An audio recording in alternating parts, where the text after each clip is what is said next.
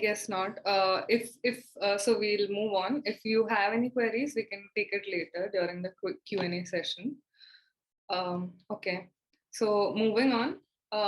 So our last talk for the day one of ERP Next conference is by our partner, Mr. Atul, who will be speaking about building a successful API strategy.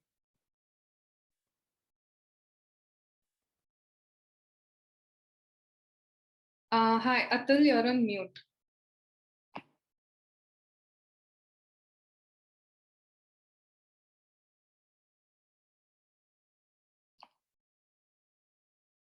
Okay. I guess now you are able to see and hear me. Yes. Perfect. So hi, I am Atul. I am the founder and I head the technology for 8848 Digital. What we do is we solve specific business problems from startups to enterprises. And we use Frappe and ERP Next, and we are official partners of ERP Next. So with that short summary, I will dive straight into today's topic. So when integrating a third-party web service via its API, have you ever asked, why is this not easy, and what were the developers thinking? If not, you have been far luckier than what I have. Any software developer very well knows how a project easily converts into a spaghetti code, leading either to deprecating or completely rewriting it. Architectures like MVC do help you creating layers, but you are restricting yourself again. The discussion is restricted to monolithic apps. What about web APIs? The initial thought comes is, okay, they are independent, they can function independently, but these are the ones that are no less prone to be rewritten. The simple question is, can we have great APIs that are both easy to build and simple to use? The answer of this lies in two simple aspects. One is understanding the mindset of building a platform and a delightful developer experience. This is what we'll be discussing today. Simply thought as connection between, as a connection to exchange information between two systems, APIs today are the heart of digital transformation. The true value of your integration goes beyond coordinating two systems, and APIs today are a collective mechanism of turning your products into platforms. So what is a product? A product is a tool that has a specific application, and hence you call them as an app, say a mobile app. They are limited in their ability to create multiple value propositions and by extension, multiple revenue streams. Platforms, on the other hand, add value in a completely different way. They provide an infrastructure layer upon which numerous products can be built. Platforms basically grow through connections. The value comes not only from its own features, but its ability to connect with external tools, teams, data, processes, and a lot more. So if you are building a customer engagement product or a customer data portal or an analytics product, you might as well think, why not extend the potential and create a platform, then making a product? In the context of Frappe, for custom apps, project managers need to think of platform building. This will help the app or the product create the potential and again, those revenue streams. Building apps on Frappe helps you allows you to leverage on existing functionalities. You can leverage on existing user base of ERP Next across the globe. Now, this is about when we try to build APIs. The other way around. When enterprises started building independent systems to solve specific business problems, those independent systems could not cope with time on features or the pace of the growing business. So best of breed systems started to gain steam, and eventually integrations became a crucial part of that development strategy, which was earlier only an independent one.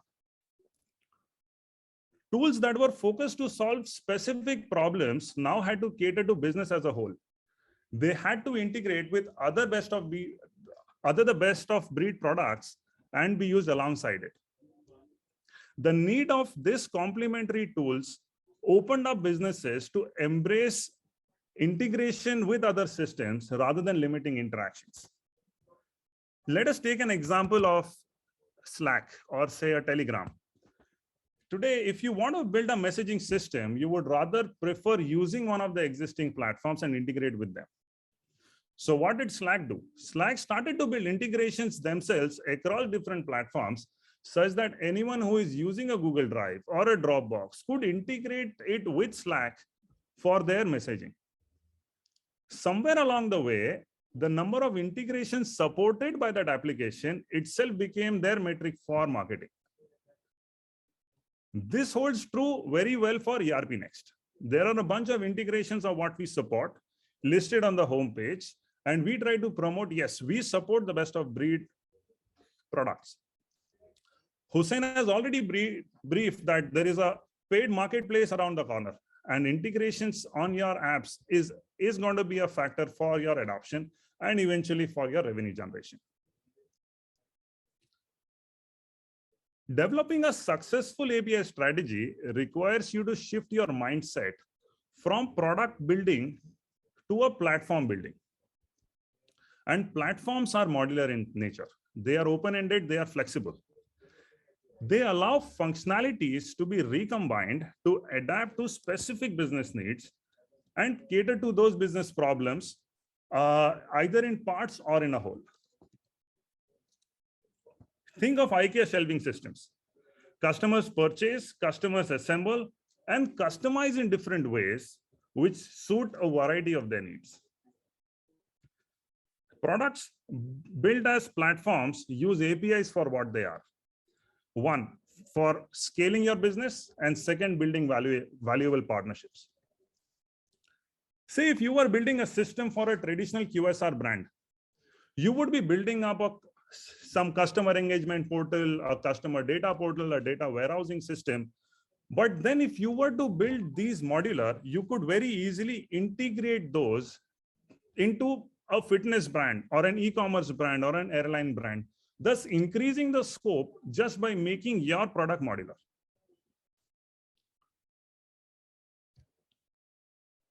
DX. If there is one foundation pillar for a solid API strategy, it is developer experience. It is as simple as what a good UX will do to an e-commerce is what a DX will do to your API. Dealing with DX is always secondary when it comes to UX, but in the context of our integrations, in the context of building our products to a platform, this has to change. For API integrations, it is mandatory for the product managers to delight their consuming developers, because these are your ultimate users who are going to call, integrate your APIs and help you realize your product to platform vision. When you think of DX, you also acknowledge a simple fact that your consumers are not typical end customers. These are users who are significantly more technically adept. It is important for us to empathize with them such that we understand their specific needs and help them adopt our platform and integrate into their system of what they would like to build. Now that we have covered a bit of understanding the platform proposition and kind of a delightful DX, let us see a simple ways how can we build some great APIs. Documentation, yes, this is what I'm going to start with. This is fundamentally different when you think of a user interface. When you give a user interface that does not have a user manual, there is some way in which the developer or the user can figure his way out. There is an interface where it gives a validation errors or some form where he can still find his way of what he's trying to achieve.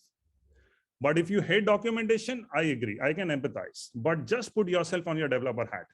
What will you hate more? Try to use undocumented API and then it is all done. So simple, how do we start writing good documentation? We don't need any fancy documents. We have to start with the basic. Just create a standard structure, a standard template on what you're going to build on, And that is going to be same across of all the APIs of what you use. Specify the objective HTTP methods, headers, your formats, parameters, and that is it. This is enough to give your developers a good start. Of what you do is next, you can build your developer experience by inclusion of examples and tutorials. Assume someone like a Twilio who has a bunch of methods and a bunch of classes. If they were to document each and every one of those, it would have been practically impossible for someone to find out, okay, this is the one that I need to use. So what they did was they bundled those APIs based on specific use cases. Someone who wants to just use the API service accesses this documentation and is able to find out step by step of what API he needs to use to actually get himself running. Of what we are doing in the process is, rather than just giving the developer a starting point and orienting them, we are loading these APIs in their brain. To an extension, you will find a lot of payment gateways, building client libraries where you really do not need a developer, an expert developer to start integrating an app. All that you can do is you can have a simple library, change your API key secret, and then get them rolling. The idea here is to enable adoption. It is not just about integration. Stability. If you have ever used Facebook's API, you would realize that hacker culture is not really developer friendly. They very often deprecate and rewrite APIs. They may have their own reasons, but it is something of what a developer really will not consider upgrading each and every time when a new API comes into play. Over here for us, simple planning will help. Version your API should be the start. Explicitly incorporate a version number in your API so developers can rely on that version and can upgrade whenever they would want. Phasing out should be a part of strategy. Though it is difficult, we should somewhere create a transition plan in case if a phasing out is to be done. Any change in your request or response format, though it may seem a minor, it should be a version update. Whether it's a minor or a major version update is what can be the complete developer's call, but any change in the format needs to be a version update. Adding keys to the output may seem safe, but it is definitely going to break some bad integration. Consistency in parameters, HTTP methods should be followed. And somewhere it is not just beyond or just for an endpoint. These should be independent across the endpoints that are being used. You should also try to structure your code on resources and not use case.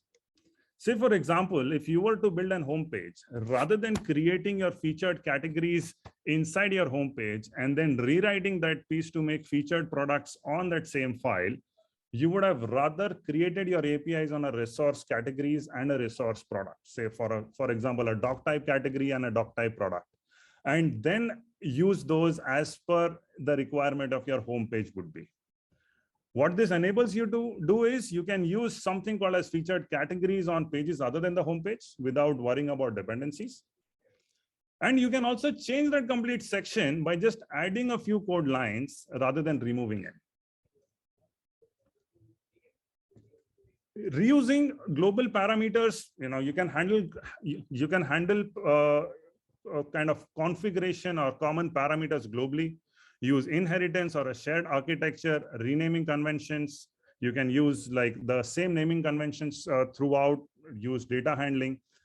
Reusing will only help you testing and on the long-term maintenance. Generally, when it happens, when we build APIs, we consider a garbage in and a garbage out is what we would like to avoid. So what we do is we tend to dictate our APIs to be fairly rigid for request validation. But then we need to find some balance. It is just not about anticipating ways how developers want to integrate. It is also about accepting the fact that not every client application is going to be consistent. They may not have a good JSON or an OAuth authentication. And for that, we need to have some flexibility with regards to our inputs and outputs. For example, we can have multiple input and output formats. or if not multiple, immediately at the time when you want to push it up, you can make a provision for it such that there is no rewriting that happens at a time when we want to add that. Today, when we talk about attendance integration, you won't get some JSON APIs from ESSL. They operate on SOAP. So somewhere we need to understand the need for supporting these APIs, these formats as well. It is important to understand that not everyone will share your technical preferences. Somewhere the existing APIs, some developers who are using your APIs can give you some inputs which you can include them while you build them. Sagar and Shardak today discussed about a bunch about security, but on Frappe, if you do things the right way, you are actually covered. You should consider yourself in safe hands if you're following the guidelines that have been laid to you. At the end, what we are looking forward is for an easy adoption. And an easy adoption is only about developer experience. And most of this is what you should attribute to documentation and the ease of getting started. With time, it may happen that you may become immune in some ways. So a regular feedback is what will help keep validating your APIs if they are simple to use. All that we need to do is we need to keep things simple. We need to follow global standards for reinvent. There is more of standard. Developers spend energy using APIs, learning how to use them.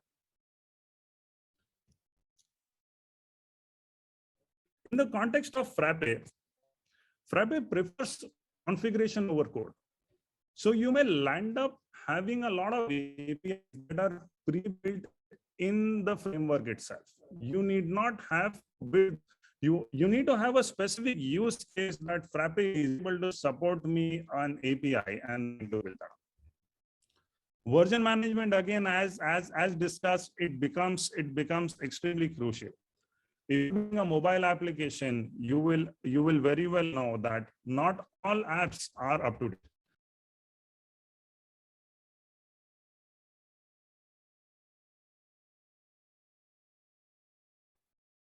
Hello.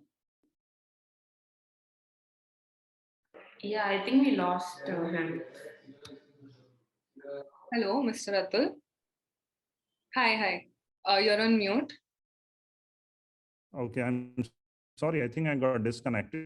Yes. On which slide was I?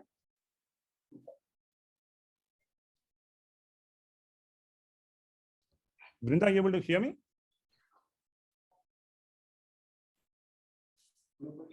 Vrinda, are you able to hear me?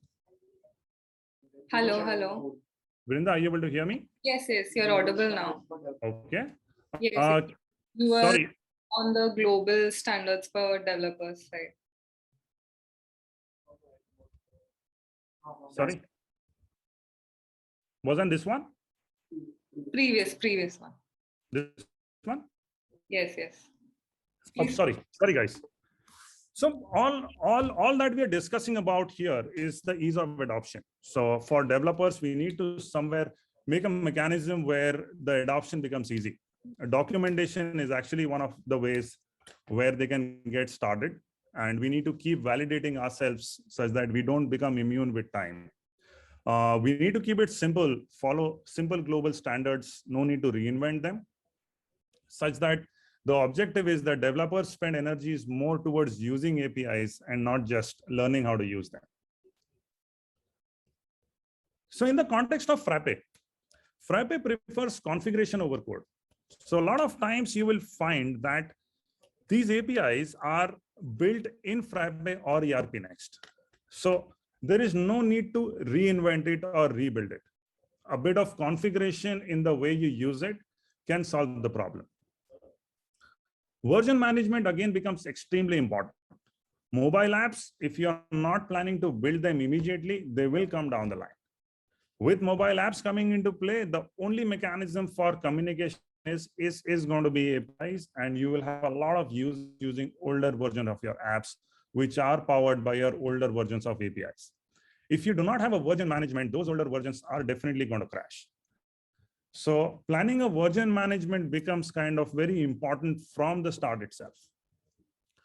Frappe custom apps does not give you a standard default directory structure for your APIs.